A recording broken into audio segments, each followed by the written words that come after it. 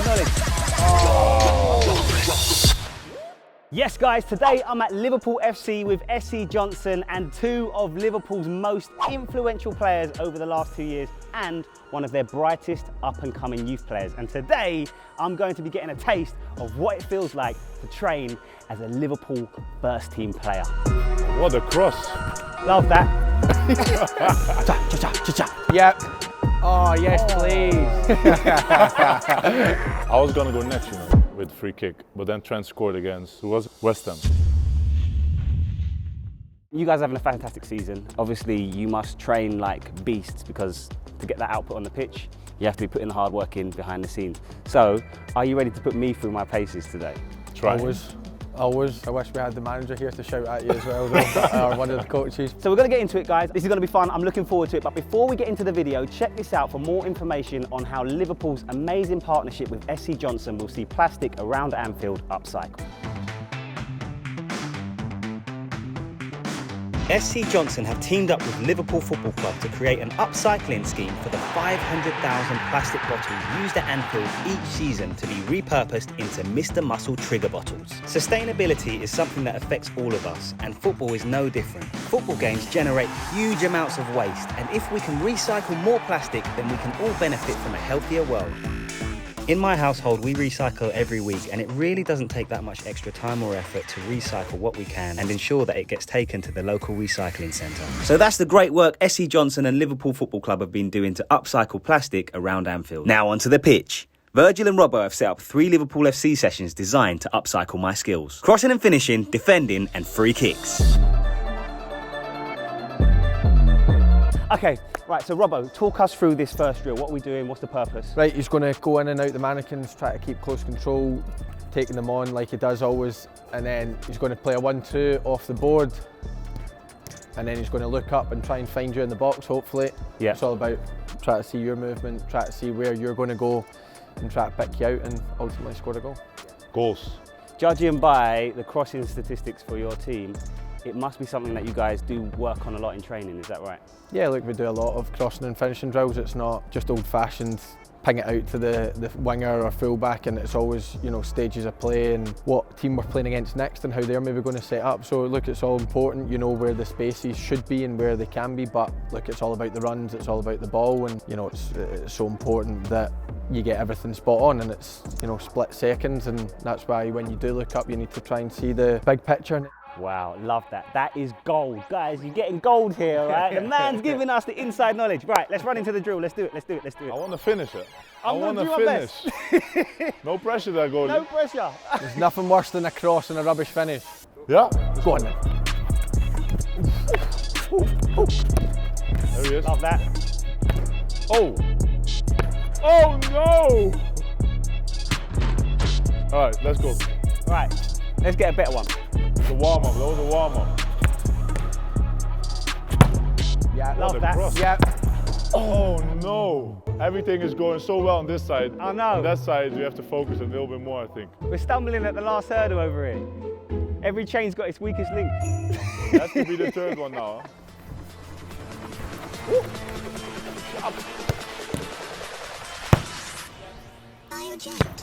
Oh, what a save! Good save. Alisson.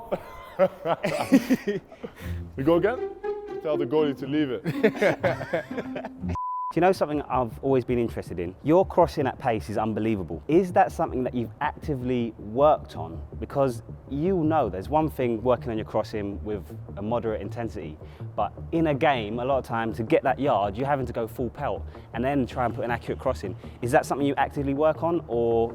Just hoping for the best. Nah. I think numbers speak for itself. I think so. It's experience thing for me, you know. It's the more and more you do it, you know, you run at full pelt. You know, a lot of my crosses, Trent's crosses, you know, you're running at a really high speed. But I think just before you hit it, it's important to just try and, you know, take that break. I know it might look as if I'm still looking quick, but you know, the brain's maybe slowed down a bit to just look up. So that's time. You know, when I was younger, I used to just kind of probably hit and hope, and sometimes it'd come off, sometimes it would, you know, hit your parents in the stand or whatever. But it's about being fast in the moment, but and then being slow in the head, where you can look up and hopefully everything's in kind of slow motion. That's when I think I'm at my best. That when I look up, I see the run slower than maybe it's happening. Yep. Love that, Matty.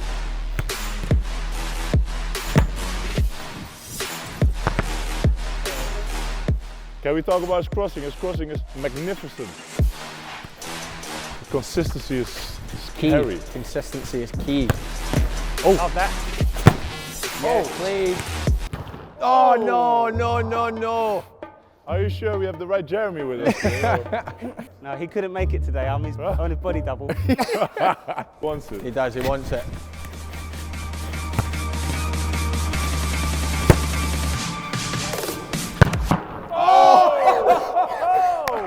That's what we like to see. Sorry, you're right.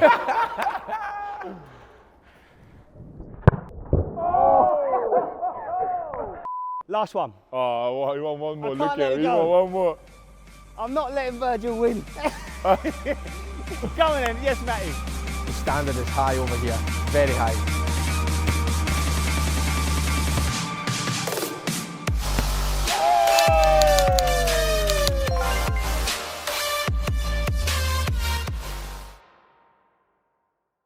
Free kicks. Do you practice them before training, during training, after training? I'm usually back the pitch when these Me too discussions are nowadays, good. but yeah, no. I think you're right. It's like a fun thing to practice, Yeah. isn't it? Yeah. Like when you have like a series session or whatever, then quite a lot of the boys finish with free kicks or whatever. Because Trent must practice free kicks. Trent practices He's a so lot, good to at be free fair to kicks. him. Yeah, he can get better. He can definitely get better. No, but to be Trent practiced him a lot. Yeah. He practiced everything, like his step out. He's I think the most routine difficult for thing it. as well is with free kicks to be consistent. You know, do it Yes. every ball. Yes. You know, it's a difficult part. Come on. Oh, good what save. save. Good Oh save. yeah, he was ready for it. You know. Oh yes, please. Yes, please. Because the tyre is so small, it feels like you didn't get it, but that was That was That was good. nice, you know. But the wall is also 20 meters away. This is a flat one. At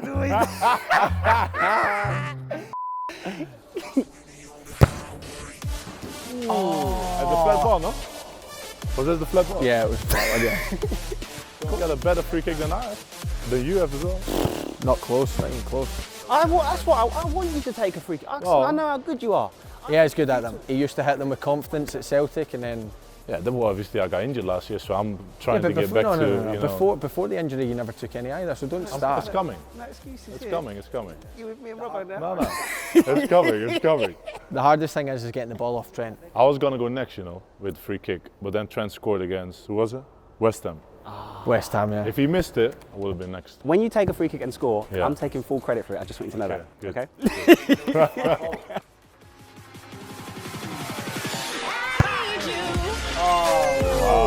It's gone in, but it's not gone in the tyre. But do you know what? I really enjoyed taking free kicks in front of you. I felt pressure. You did very well. You did very well. Thank you very good much. standard.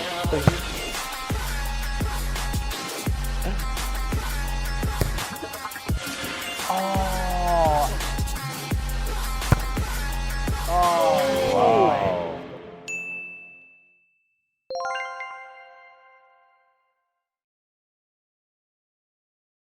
Okay, so this bit's gonna be fun. I'm looking forward to this. I've been looking forward to this all week, in fact. We are gonna go through different scenarios and I'm gonna pick the guys' brains on what they would do in each scenario. So the first one is, there's been a quick turnover and Virgil finds himself in a 1v1 position against one of the top strikers in the world. I'm gonna fill in for that position. We'll just say it's someone like, I'm not even gonna do it because everyone will hammer me. So we're going to set up in a position and then I'm going to see what Virgil's thinking at different phases. The truth is at Liverpool FC, this is a little bit of an unrealistic position because there'll always be someone bombing back to cover and help out, won't there, right? Probably Andy. But just for this phase of play, you find yourself 1v1 and the striker is running directly at you. So what's the first thing that a defender should do? So I think, in my opinion, you never be like this, of course, makes it obviously much easier for the striker. So you try. Obviously, that's basic knowledge to you, but for anyone watching, why should you never be square on? Because obviously you can't move that easily.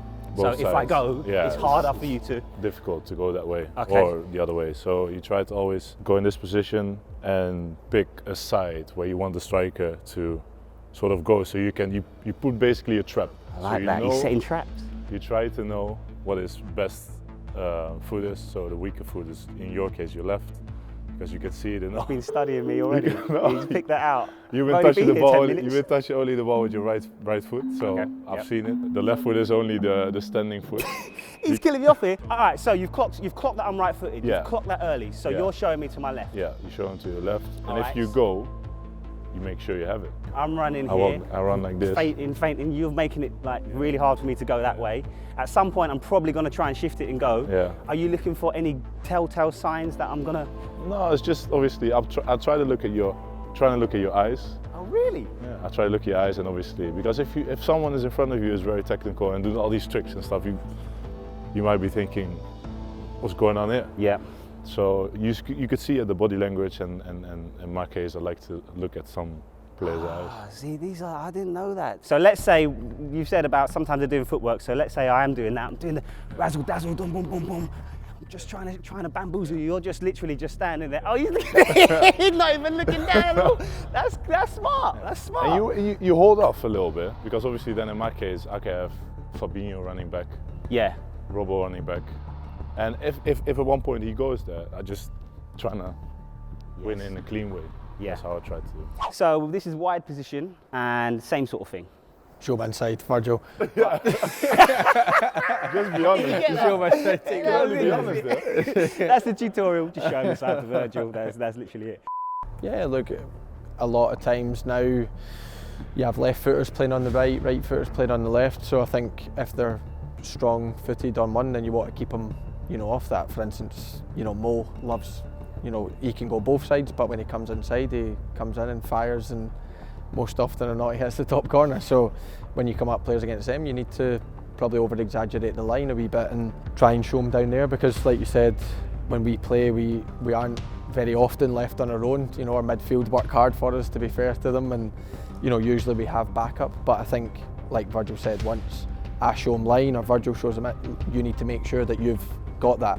Once I show you line, I can't get done down the line. Should we do very realistic? I'm the left centre back, so I'm here always. I think so. And what do I always say? I always say keep the outside, so I have to keep the inside. So I'm out on the right wing. I've just received the ball. I'm going to attack. So I'm saying outside. He gets the outside. You're already communicating to him. Yeah. If he's that close to me, then he'll be saying outside or inside. And if somebody's on the inside, I think it's always important to listen to them, because they can see. At this point, I can only really see you and the ball, and that's my focus. But if Virgil's talking, or Millie or whoever's in the midfield or whatever saying outside or inside, then I think you have to. It's very, very rare that we go against that. You have to respect what they think is right and what they think, because they can see the whole picture. Well, coming to him, I'm going there, and he's thinking, hang on a minute, he's got there you go in there. So Virgil, if somebody says inside, I think they're close to me. That's key information. Probably one of the most intimidating positions on a football pitch I could possibly imagine. In the box, cross is about to come in, and this man's here marking me. Man marking, zonal, does it depend on the circumstance? What's the first thing that's sort of like rule number one? Yeah, depends which side the ball is coming from. So if let's say it's coming from the right side. What I don't expect is that someone beats Robo on the side, but anyway, if he by any chance gets beat, and the cross comes in, then normally if there's one striker, there's always the other centre back marking. I see I have the overview, and you have the front area that you have to cover basically. Yes. Obviously the ball to the first post and stuff, so it's different. The other side, obviously, you see your partner basically in the front zone, and you have the overview what's happening here. But if they have two strikers, a different story again. So you have to mark. So then someone else has to cover the first zone, and obviously your goalie has to do a good job. And so I guess he has to communicate. It all depends on the situation and also the opponent. Like if you play against, with all the respect, like Burnley, who have obviously a lot of physical players and come with everything they have in the box, then you have to mark properly and make sure they don't have a clean header, because you will not always win the header, but you can make it as difficult as possible. Andy, Virgil, thank you so much for taking the time today to help me to upcycle my knowledge and my skill set. I really appreciate it. Because honestly, like, what I'm taking away from today is many things, but among the things I'm taking away, these guys have ultra high standards. So no matter how good you do something, they'll acknowledge it, but they're looking for little details on how you can improve. And I believe that's what separates the good from the best. That's what I believe. Guys, don't forget, if you're at Anfield, look for the SC Johnson bins to upcycle your plastic. Until next time, love, peace and tekkers.